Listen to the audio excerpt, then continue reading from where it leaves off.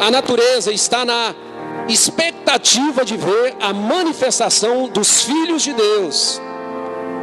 Aí no grego, esses filhos ali, nós estávamos falando hoje pela manhã, é ruios, filhos adultos, filhos maduros. Por que a pessoa se fere facilmente? Porque ela ainda, nos princípios elementares da palavra do Senhor, ela não foi arraigada, ela não foi amalgamada. O papel da igreja é fazer o que Paulo fazia. Escrevendo aos Gálatas, ele fala assim: filhinhos, por quem de novo sofro as dores de parto, até ver Cristo ser formado em vocês. Irmãos, isso é uma revelação profunda. Por isso que nós temos que ter e valorizar as escolas dominicais. Por isso que nós temos que ter classes específicas de catecúmenes e classes, para que a gente pegue o bebezinho na fé e a gente invista de tal forma nessa pessoa até ver Cristo ser formado nela. Porque aí ela vai ser o quê? Um ruios, um filho adulto. Quando o vento de doutrina soprar no ouvido dela, ela não vai sucumbir. Pelo contrário, ela vai estar tão fortalecida, tão defensora da igreja do Senhor Jesus Cristo. Eu resolvi no meu coração defender a igreja do Senhor Jesus Cristo. Por quê? Porque é a noiva dele, é ela quem ele ama. Paulo escrevendo aos Efésios, no capítulo 5, verso 25, ele diz: maridos, amai as vossas esposas, como Cristo amou a sua igreja e se entregou por ela. Como é que eu posso falar mal de algo que é a menina dos olhos do Cristo ressurreto? Não posso. Pense duas vezes antes de falar da igreja do Senhor Jesus Cristo. Que é antagônico eu dizer que amo a Deus, amo o Senhor Jesus Cristo, mas meto o pau na igreja. Eu já fiz isso muitas vezes. Por isso que eu orei no início aqui a palavra: Senhor, derrama sobre nós espírito de sabedoria e de revelação no pleno conhecimento do Senhor. Eu quero gostar daquilo que o Senhor gosta. Porque, eu repito, a igreja ainda é o método de Deus. Não tem plano B. Jesus não vai enviar anjos dos céus. Eles queriam, não era? Eles queriam pregar a palavra. Era um desejo ardente deles proclamar o evangelho, as boas novas, as boas notícias. Mas o Senhor delegou isso para mim e para você. Então é um privilégio. Gilberto, então nós vamos fechar os olhos para todas essas mazelas que às vezes a igreja, ou seja, a igreja CNPJ, a igreja institucional, ela fere.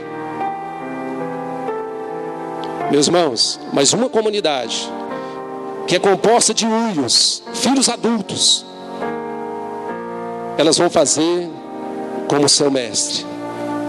Que haja em nós o mesmo sentimento que houve em Cristo, que não usou como usurpação o ser igual a Deus, antes se esvaziou de si mesmo e se entregando para que ele fosse moído em favor de cada um de nós.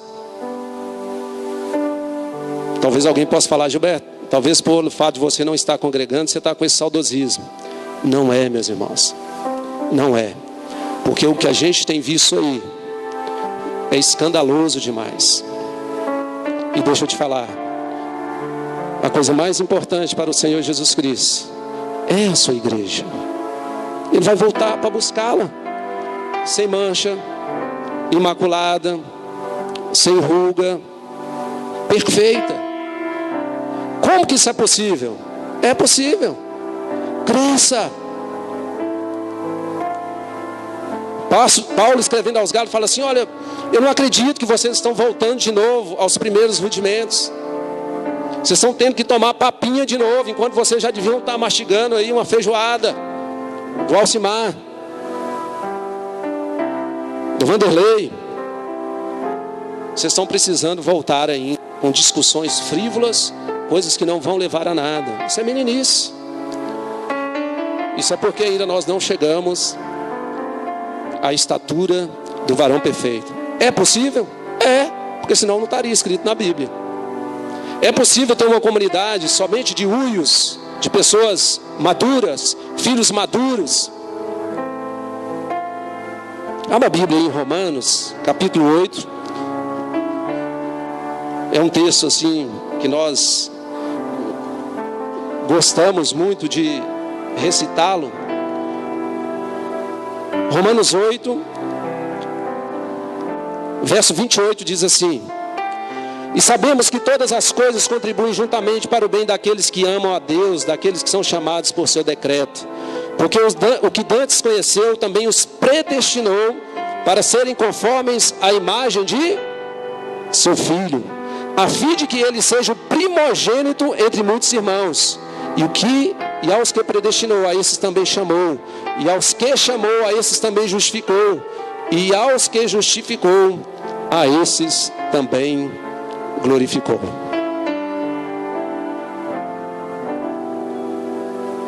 Algum tempo atrás eu também pensava assim, eu falei, é impossível. Meus irmãos, em Atos 11, lá em Antioquia, os discípulos foram chamados pela primeira vez de cristãos. Me ajuda aí. O que é cristãos? Pequenos cristos. Agora, o que será que aconteceu em Antioquia, que as pessoas olhavam e falavam, aquele é um pequeno Cristo. Aquele é um pequeno Cristo. O que aconteceu? Porque eles se tornaram a imagem e semelhança daquele que os criou. Aquele que nos elegeu, a hora dos presbiterianos aí.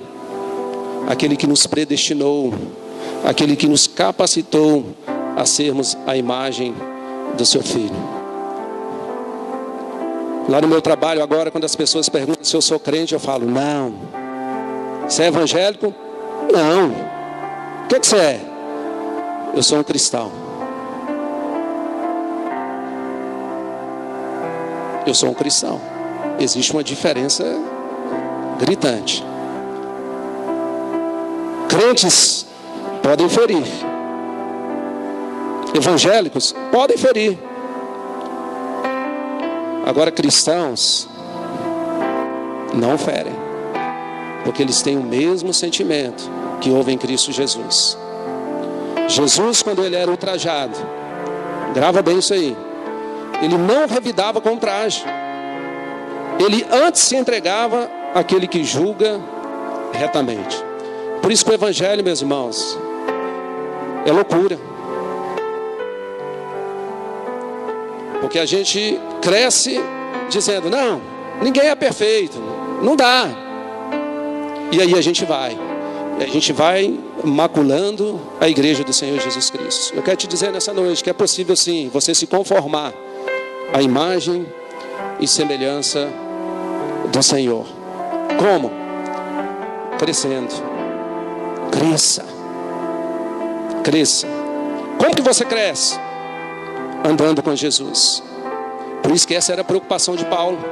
Filhinhos, por quem de novo eu sofro a dores de parto, até ver Cristo ser formado em vocês. Essa que deve ser a nossa preocupação. Colar no alcimar, até eu ver o alcimar se conformar à imagem e semelhança do Senhor. Vai ser difícil? Vai ser difícil. Não por você, viu, Alcimar? Mas é possível. Quando você pega a escatologia no livro de Apocalipse, você vê lá o Cristo vindo com aquela festa maravilhosa, buscar a sua noiva. Todas aquelas pessoas que compõem aquele universo foram lavados e remidos pelo sangue do Cordeiro. Deixa eu te dizer uma coisa, no Velho Testamento, quando a pessoa pegava lá o seu carneirinho para levar para o sacerdote, ele entregava aquele carneiro na mão do sacerdote. Nós estudamos aqui, o Alcimar nos trouxe essa ministração. O que o sacerdote fazia? Ele ficava olhando para quem? Para o cordeiro. Ele não olhava para quem estava trazendo, porque ele sabia quem estava trazendo era o Jonas pecador. Mas ele olhava se aquele cordeiro era o quê? Perfeito. Deixa eu te dizer uma coisa. Jesus Cristo é o cordeiro perfeito. Quando nós cremos neles, nós já chegamos a Ele. Quando nós nos devotamos a Ele, Deus não olha para você pecador. Ele olha para o cordeiro perfeito. Não tem revelação melhor do que isso. Então isso é possível dentro dessa perspectiva de que quando eu me achego a Deus, Deus olha para Jesus, que é o cordeiro perfeito. Ele não olha para você, que é o pecador. Por quê? Ele é o único mediador entre Deus e os homens. Só para encerrar uma curiosidade, lá no Éden acontece aquela desgraça. Eva toma lá do fruto e Jesus, melhor dizendo, Deus vai passear na viração do dia, como era de costume, para ter o contato com o homem. E ele faz uma pergunta: Adão, onde tu estás? Espera aí. Quais são os atributos eternos de Deus? Quais são? Ele é onipresente, Ele é onisciente, onipresente, onisciente, onipotente. Deus não sabia onde Adão estava? O que ele fala? Ele fala: olha, nós corremos e colocamos folhas de figueira, porque nós tivemos medo. Aí ele faz aquela pergunta clássica: vocês comeram daquela árvore que eu havia que vocês disse que vocês não comessem? Não, comer. Ele falou assim: não comi. 3 coisas aconteceram ali, meus irmãos. Quando a gente não compreende essas coisas, a gente age igualzinho o primeiro homem. Vergonha, medo e transferência. Os psicólogos aqui sabem muito bem o que é a transferência. Adão não fala, nós comemos. Ele falou: não, olha, a mulher que tu me destes.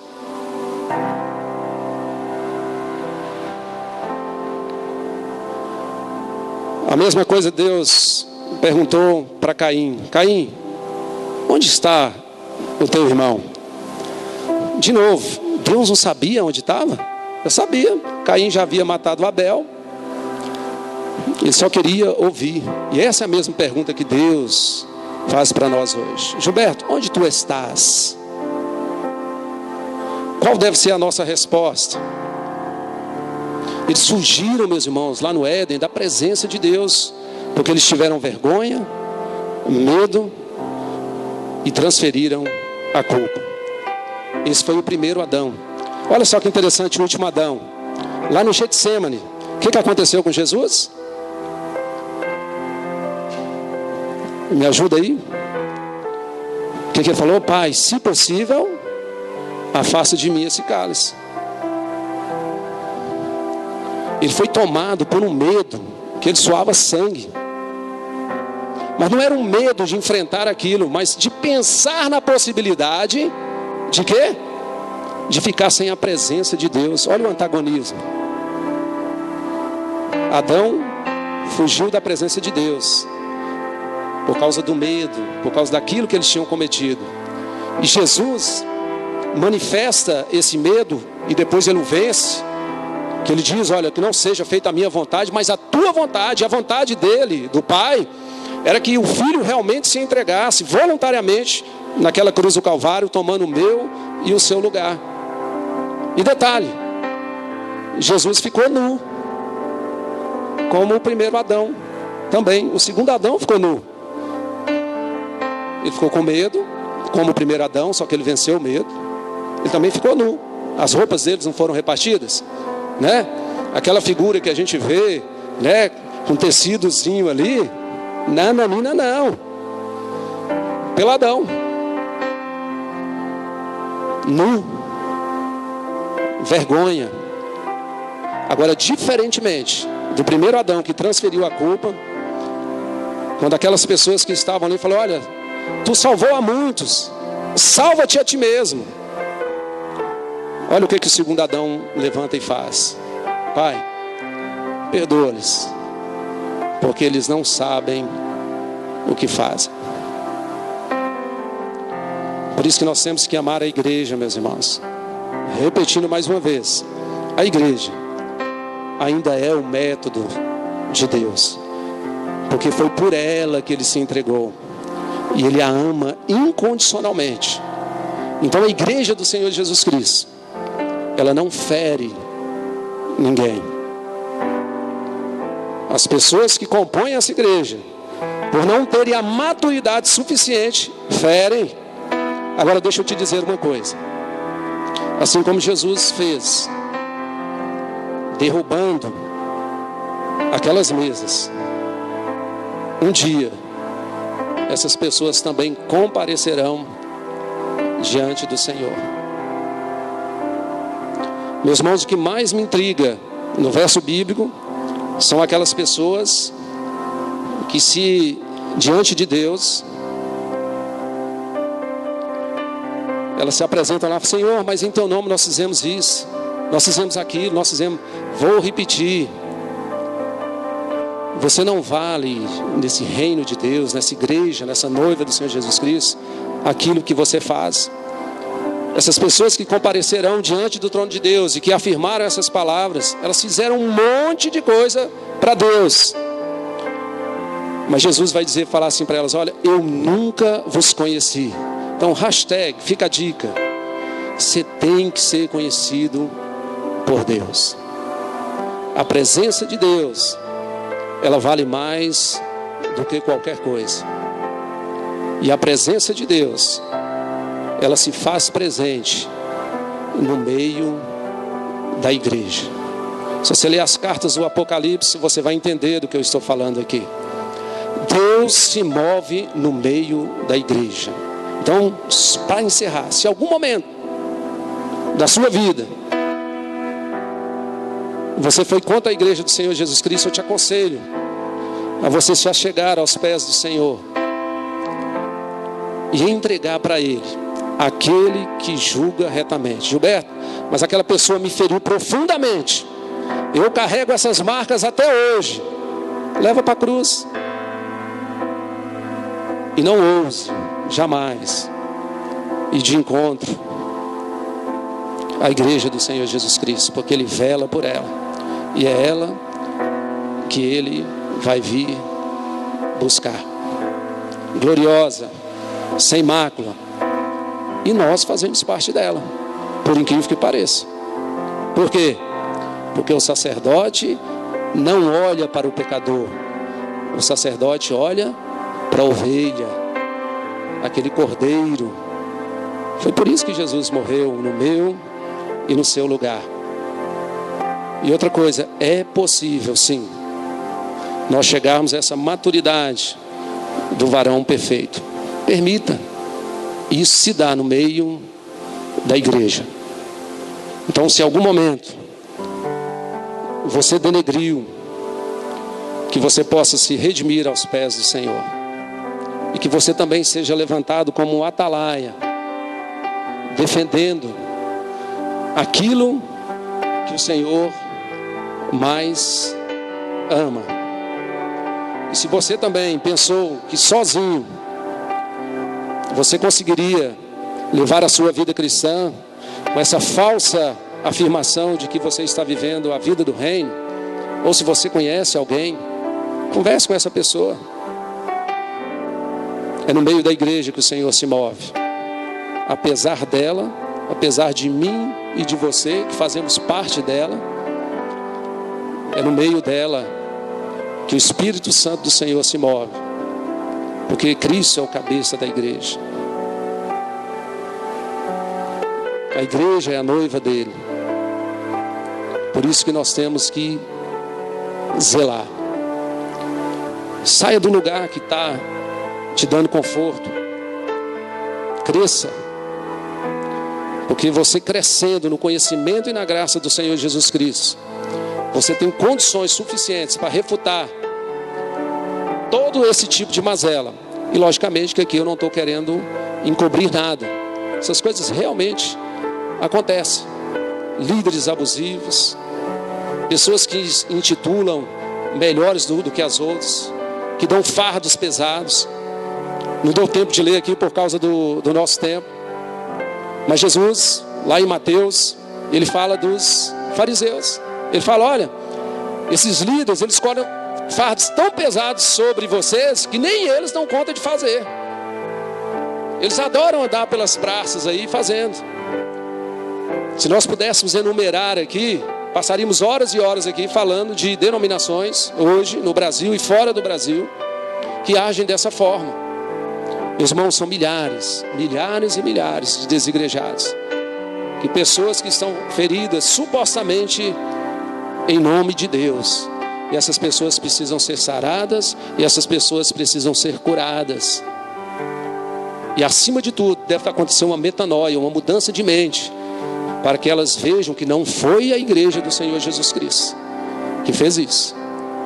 Que foram pessoas despreparadas, abusivas sim, que fizeram isso. Mas a igreja do Senhor Jesus Cristo, repetindo novamente, não.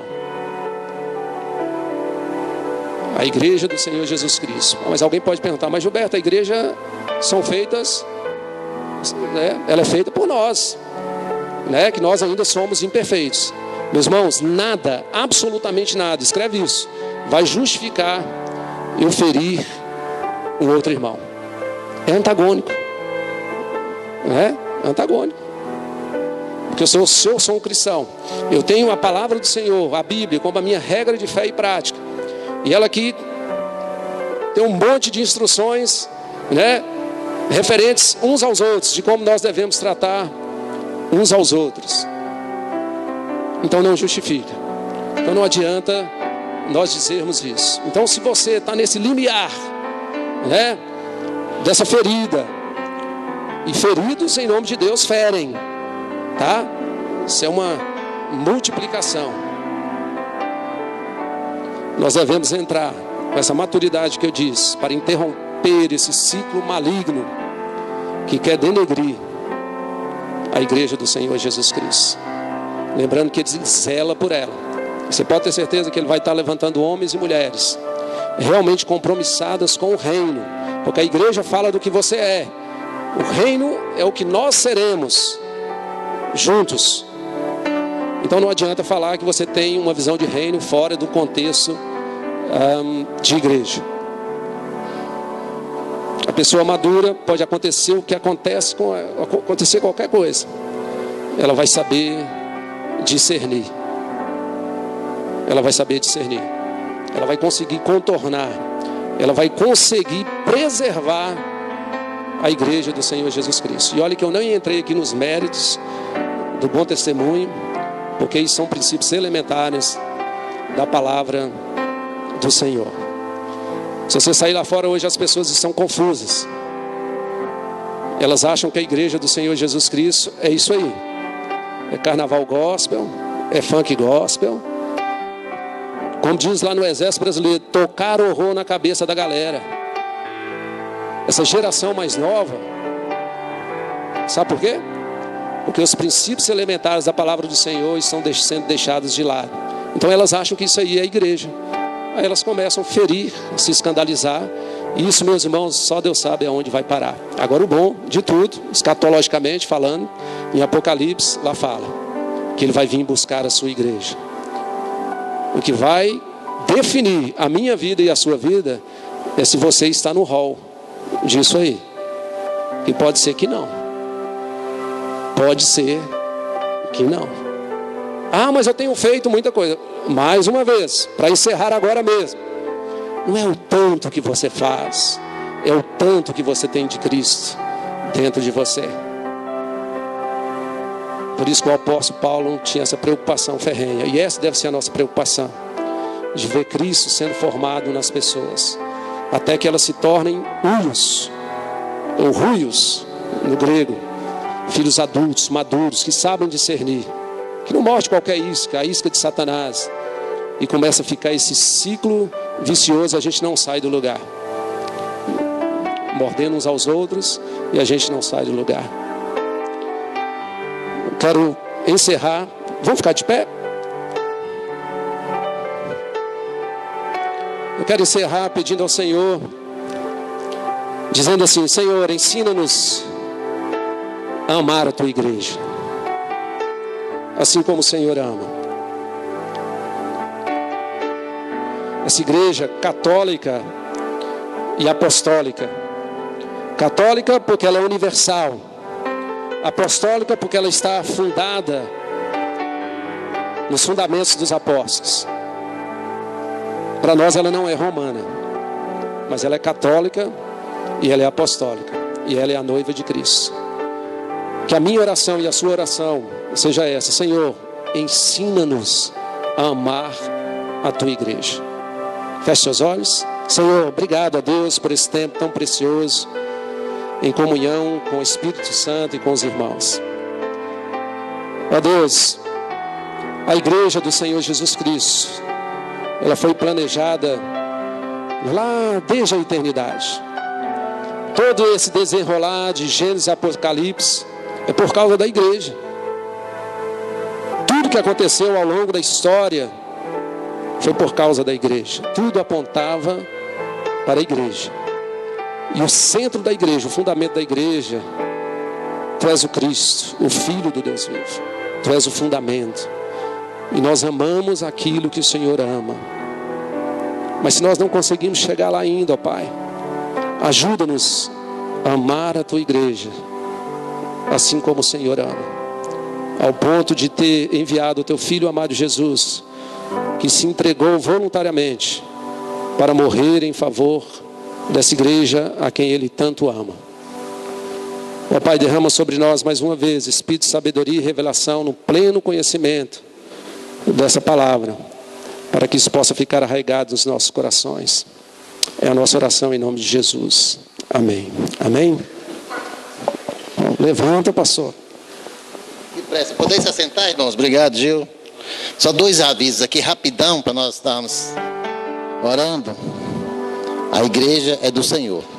Na última reunião do conselho, o conselho decidiu eleições para diácono, né? E o pastor está na incumbência de dar esse curso para os homens. Então eu gostaria, você homem, independente da idade, dos 18 anos até 70, quem tiver aí, independente se você já está no ministério, quando eu agendar, você esteja disponível para fazermos esse curso, porque não vai ser bom somente para... vai ser bom para todos, para a gente saber o que é uma diaconia. Então nós vamos marcar esse curso e eu quero essa disponibilidade de vocês, né? E também nós vamos distribuir uma senha para a igreja estar indicando aqueles que você gostaria de estar na diaconia. Então depois nós vamos estar distribuindo aí, a igreja recebe esse papel e possa indicar os diáconos. Outra coisa, nós temos um grupo, chama Equipe de Ação, e essa equipe